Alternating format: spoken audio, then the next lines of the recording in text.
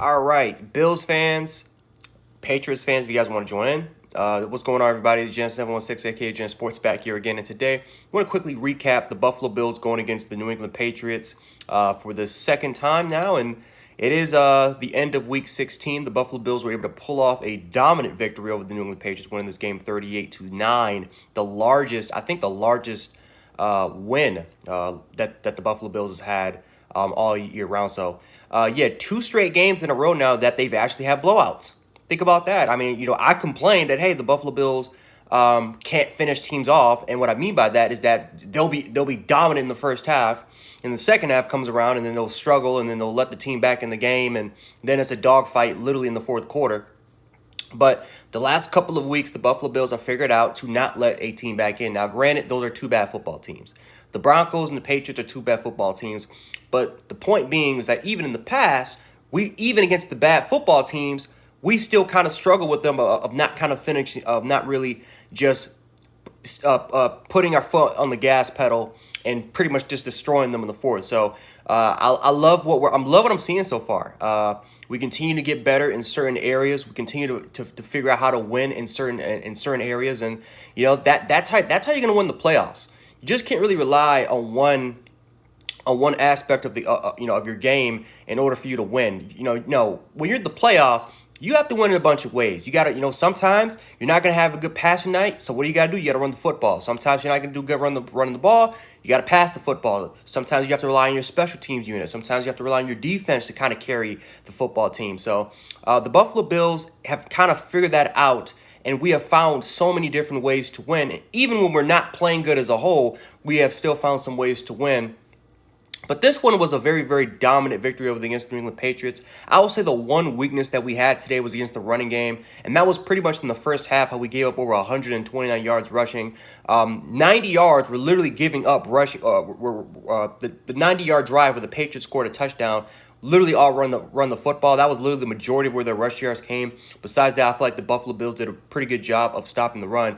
But yeah, almost 150 yards rushing. We got to get better at that. I was a little worried at first because we lacked. We started off being really physical, but that 90-yard drive, the Patriots just shoved it down our damn throats. We just could not stop the run. We were getting pushed out the line of scrimmage. We were just getting pancaked left and right, and we were missing gap assignments.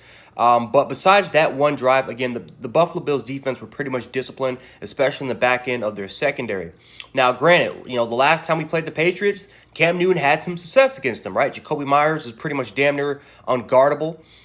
They had over 200 rush yards against us too. So, we had some weaknesses against them at home playing the Patriots the first time.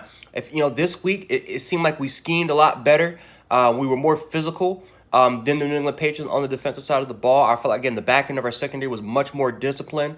And, we had a lot of, exotic blitzes here and there, and we was able to get some pass rush with just 4 when we had to. So really love the defensive effort. Love what Leslie Frazier and his defense has been doing the last couple of weeks. And the Bills defense, the second half of the season, this Bills defense has turned it around. They have found a way to kind of turn it around. It's kind of very similar to the Kansas City Chiefs. Remember, the Kansas City Chiefs had a garbage defense last year in the first half, but then the second half of the season came around, and they just started to play like a top 5 defensive unit, and they started to be more consistent. So maybe the Buffalo Bills can pull off that Kansas City spark of carrying that type of defensive momentum going into the playoffs. Just talking about the offense real quick. What can you say, man? Josh Allen had one hell of a game, 27 for 36, completed over 75% of his throws, 300 yards again. Stephon Diggs had a monster day. I know he won a lot of people their fantasy championships, but 145 yards, just balling, just absolutely balling, man. There's really nothing much I can say, man. I love what we did on the offensive side of the ball as far as play calling design. I loved our play calling design. I got to give Dabo a lot of credit. We were innovative. We were creative. This game, I love what we did with Lee Smith, kind of hiding him. He's more of a blocking tight end, but we hit him a couple times, and we was able to get him out wide, and one of them was a touchdown. The other one was a huge 20-something yard gain. Those type of creative, innovative plays are gonna are going to make us more successful going into the playoffs. You know, you want to stay fresh. You kind of want to stay a little bit of original. And that's what we did today. Again, I love the play calling. I love the design, especially what we did with the crossing routes. We ran the ball pretty good, too. We ran the ball pretty good. I know the stats are not going to say in the first 3 quarters of the game, but the run was pretty effective. When we had to run the football, we ran the football. We ran it effectively and efficiently enough. You know, Josh Allen did his thing as far as using his mobility in the most important plays, especially that one touchdown pass to Stephon Diggs, which was a 50-yard bomb, and then the other one, which was literally in the end zone to Stephon Diggs, like a 20-something yarder. But it was a beauty touch pass by Josh Allen.